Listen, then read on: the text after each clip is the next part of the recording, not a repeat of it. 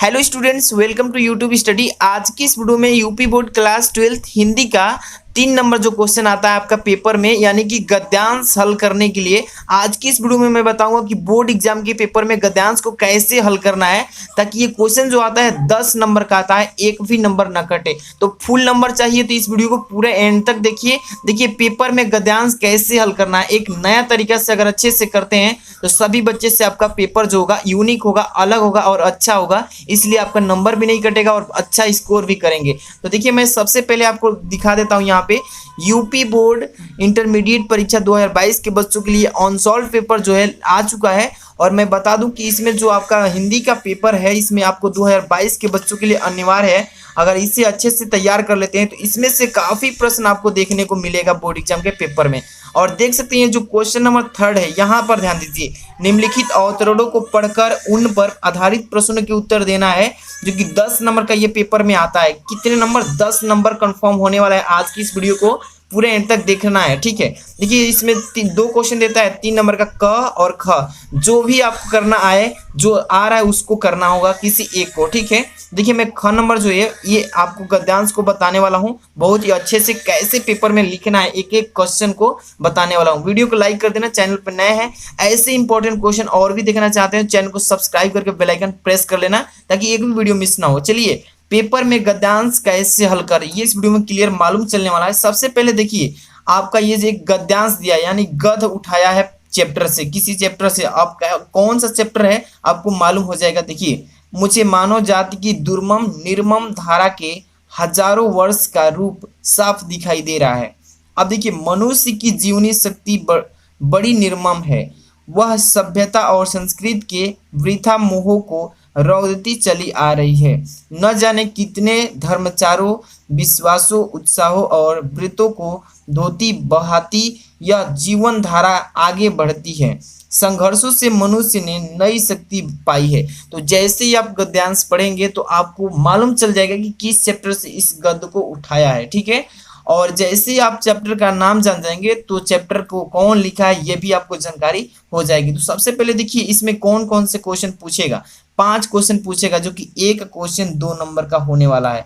2 गुणे 5 यानी कि 10 नंबर तैयारी होने वाला है। ध्यान से देखिएगा, पहला क्वेश्चन कि लेखक को क्या स्पष्ट दिखाई दे रहा है। जैसे आप गद्यांश पढ़ेंगे इसी गद्यांश में इसका आंसर छिपा है, ठीक है। दूसरा लिखा है कि मनुष्य ने नई शक्ति किससे पाई है। इसके बाद नेक्स्ट क्वेश्चन, धर्मचारों और विश्वासों का अर्थ। इसमें देखिए धर्मचारों, यहाँ पर लिखा है धर्मचारों और विश्वासों, इन दोनों शब्द का अर्थ अगर लिख देते हैं तो 2 नंबर मिल जाता है। आगे क्वेश्चन देखिए, रेखांकित अंश की व्याख्या कीजिए। बहुत सारे बच्चे सोचने लगते हैं कि रेखांकित अंश की व्याख्या कैसे करते हैं। देखिए यहाँ पर गद्यांश में देखिए अंडरलाइन किया है, नीचे अंडरलाइन किया है ना, यहाँ से मनुष्य की जीवनी शक्ति बड़ी निर्मम, यहाँ तक का अर्थ आपको बताना है कि ये लाइन क्या कह रही है। अंडरलाइन जितना किया है उसी का बस अर्थ इसमें लिख देंगे, बहुत ही आसान तरीके से 2 नंबर क्लियर हो जाएगा।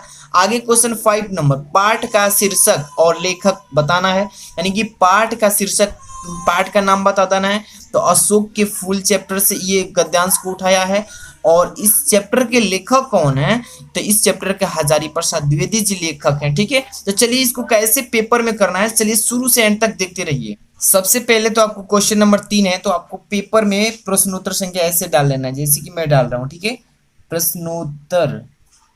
प्रश्नोत्तर संख्या, यानी कि प्रश्नोत्तर संख्या जब डाल लेंगे यहाँ पर 3 नंबर ऐसे करके डाल दीजिएगा, ठीक है। और यहाँ पर अंडरलाइन भी कर सकते हैं, ठीक है। अब इसके बाद आपको इतना डालने के बाद आप देखिए ये जो गद्यांश है, यहाँ शुरू से आप 2 वाक्य उठा लीजिए। जैसे कि मुझे मानव, यहाँ पर लिख लीजिए शुरू में मुझे मानव, ठीक है ना। ये क्यों लिख रहे हैं, इसलिए लिख रहे हैं ताकि जो एग्जामिनर है आपका कॉपी जांचने वाला, वो समझ जाएगा कि कौन सा बच्चा गद्यांश हल किया है।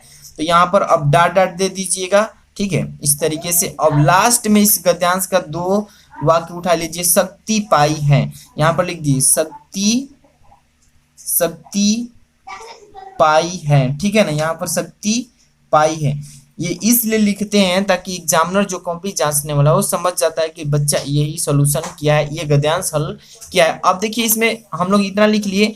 अब यहाँ से क्वेश्चन एक एक हल करना स्टार्ट करते हैं। पहला नंबर लिखा है कि लेखक को क्या स्पष्ट दिखाई दे रहा है। तो यहाँ पर आप जानते हैं कि मुझे मानव जाति की दुर्मम निर्मम धारा के हजारों वर्ष का रूप साफ दिखाई दे रहा है। बहुत ही आसान है यहाँ पर इसका प्रश्न का आंसर देना। तो यहाँ पर पहला नंबर यहाँ पर स्पष्ट लिख लीजिए इस तरीके से। और यहाँ पर आप आसानी से लिखेंगे कि लेखक को, यहाँ पर लिखेंगे लेखक को मनुष्य जाति, यहाँ पर लिखेंगे मनुष्य जाति, लेखक को मनुष्य जाति की दुर्मम, ठीक है, दुर्मम निर्मम, दुर्मम निर्मम के हजारों, यहाँ पर देखिए के हजारों वर्षों का रूप स्पष्ट दिखाई दे रहा, स्पष्ट दिखाई दे रहा है, ठीक है ना। इतना लिख देंगे, आपको 2 नंबर क्लियर हो गया, कोई नहीं काटेगा, बस ऐसे लिखना है। इसके बाद नेक्स्ट क्वेश्चन आपको कैसे लिखना है, यहाँ पर दूसरा नंबर ध्यान दीजिएगा। इसमें क्वेश्चन क्या लिखा है, इसमें मनुष्य ने नई शक्ति किससे पाई है, मनुष्य ने नई शक्ति किससे पाई है। तो मनुष्य ने नई शक्ति संघर्षों से पाई है, किससे, संघर्षों से। इस गद्यांश में ही इसका आंसर छिपा है। तो यहाँ पर लिखेंगे 2 नंबर का। यहाँ पर ध्यान से देखिए, मनुष्य ने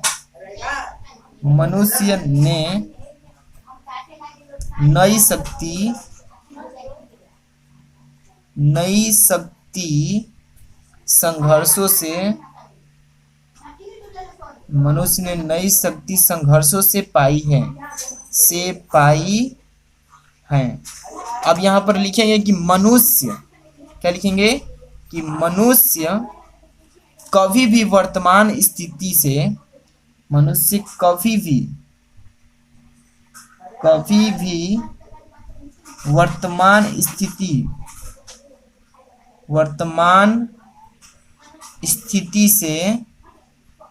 वर्तमान स्थिति से नहीं रहा, क्या बोल रहा है कि नहीं रहा, ठीक है ना। इतना लिख लेंगे। अब इसके बाद लिखेंगे तथा, ध्यान से देखिए, थोड़ा सा इसमें डिटेल में थोड़ा लिखना है, 2 नंबर का है ना, इसलिए लिखना पड़ेगा। तथा हमेशा ही प्रयत्नशील रहा है, ठीक है, प्रयत्नशील रहा है।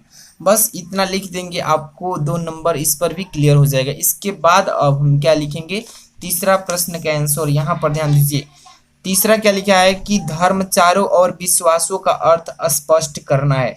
धर्मचारों का बता देना है अर्थ, और विश्वासों का अर्थ बता देना है, दोनों का बस 2 नंबर क्लियर। तो यहाँ पर देखिए 3 नंबर क्वेश्चन मैं यहाँ पे बताने वाला हूँ। 3 नंबर ध्यान से देखिएगा पूरा एंड तक वीडियो को। तो यहाँ पर लिखेंगे कि धर्मचारों का अर्थ,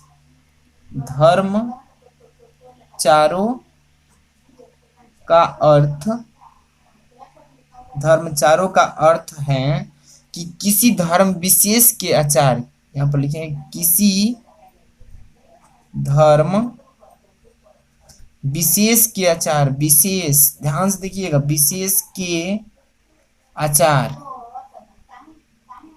और विचार, ठीक है। तथा अब यहाँ से इतना हो गया ना। अब यहाँ इसके बाद क्या था, विचारों था ना, तथा विचारों का अर्थ यहाँ पे लिखेंगे, विचारों का अर्थ। एक एक चीज को सीख लीजिए। विचारों का अर्थ क्या लिखेंगे कि आस्था, विश्वास हो गया, आस्था मनुष्य, यहाँ पर लिखेंगे मनुष्य, आस्था विश्वास मनुष्य की यहाँ पर लिखेंगे जीवनी, जीवेशा लिख देंगे, जीविसा जीने का इच्छा, शक्ति के संबंध शक्ति के संबंध में ये दोनों शब्द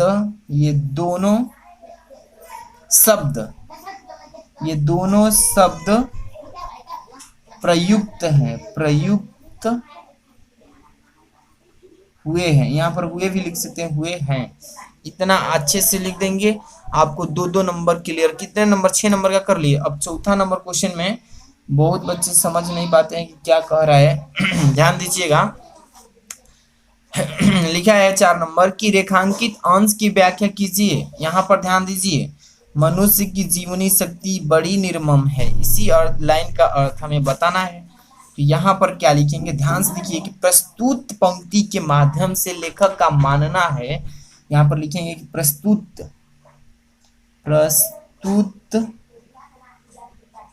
पंक्ति के माध्यम उसका अर्थ लिखना है, उसका लाइन का अर्थ कहना क्या जाता है। ठीक है, तो प्रस्तुत पंक्ति के माध्यम से लेखक का मानना है, लेखक का मानना है। ठीक है, का मानना है, लेखक का मानना है कि, अब यहाँ पर देखिए कि व्यक्ति ध्यान से देखिए कि व्यक्ति अपने प्राणों से बहुत मोह होता है। क्या होता है? मोह होता है। ठीक है ना। देखिए इसको मैं लिख दे रहा हूं, फिर बता रहा हूं। लीजिए, मानना है कि व्यक्ति अपने प्राणों से बहुत मोह होता है। व्यक्ति के अपने प्राणों से क्या होता है? बहुत मोह होता है। सदैव अपने प्राणों की रक्षा के लिए प्रयास करता रहता है, यानी प्राण बचाने के लिए हमेशा सदैव प्रयास करता रहता है। अपने प्राणों की रक्षा के लिए वह कुछ भी करने के लिए तैयार हो जाता है। समझ पा रहे हैं ना।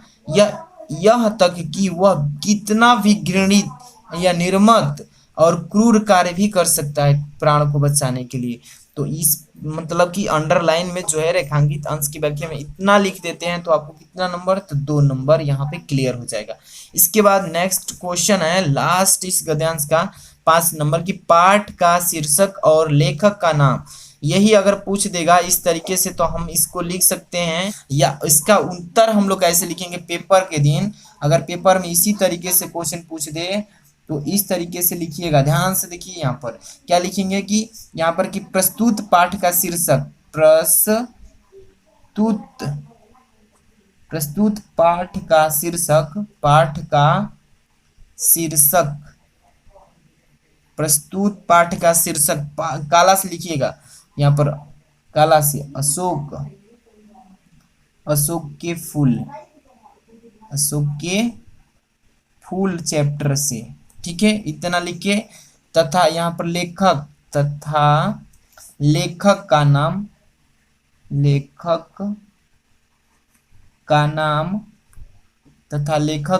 यहाँ पर लिखेंगे काला पेन से, हजारी प्रसाद द्विवेदी। हजारी प्रसाद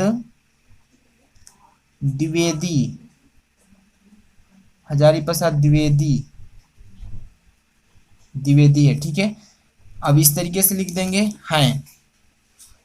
बस कंप्लीट हो गया आपका गद्यांश। इसी तरीके से करना है। कभी भी गद्यांश करना स्टार्ट कीजिएगा तो गद्यांश पहले पढ़िएगा, गद्यांश को किस चैप्टर से लिया गया है, इस चैप्टर के राइटर कौन है, यानी कि गद्यांश का लेखक कौन है। 2 चीज अगर मालूम है तो आपको 2 नंबर कोई नहीं रोकेगा। और इसी गद्यांश में से अगर वो नहीं मालूम है तो अभी भी इस गद्यांश को पढ़ेंगे तो इस गद्यांश में से देखिए एक क्वेश्चन तो इसी में से बन गया, दूसरा भी बन गया, तीसरा भी बन गया, यानी कि 2, 2, 4, 2, 6 नंबर का तो तैयारी इस तरीके से कर लिए। और रेखांकित अंश की व्याख्या मेन है इसमें। देखिए अंडरलाइन किया है ना, ये इसी लाइन का भाव बहुत बड़ा है। इसी लाइन को अगर समझ जाते हैं तो 2 नंबर तो एकदम कटने से बच जाएगा। इसके बाद मैंने बताया ना कि पाठ का, लेखक का नाम और पाठ का नाम, 2 अगर इसको जानते हैं तो 2 नंबर यहाँ से, यानी कि 6 नंबर 2, 8 नंबर। इस अंडरलाइन का जो दिया है इसका भाव अगर समझ लेते हैं तो यहाँ से कितना 2, यानी कि 10 नंबर की कंप्लीट तैयारी हो जाएगी। इसी तरीके से मैं जितने भी गद्यांश हैं मोस्ट इम्पोर्टेंट 2022 के बच्चों के लिए सभी करा देंगे, ताकि एक कभी ऐसा ना हो कि जो बोर्ड एग्जाम में ना आए। ठीक है, वीडियो पसंद आई तो लाइक करना, चैनल पर नए तो सब्सक्राइब करके बेल आइकन प्रेस कर लेना।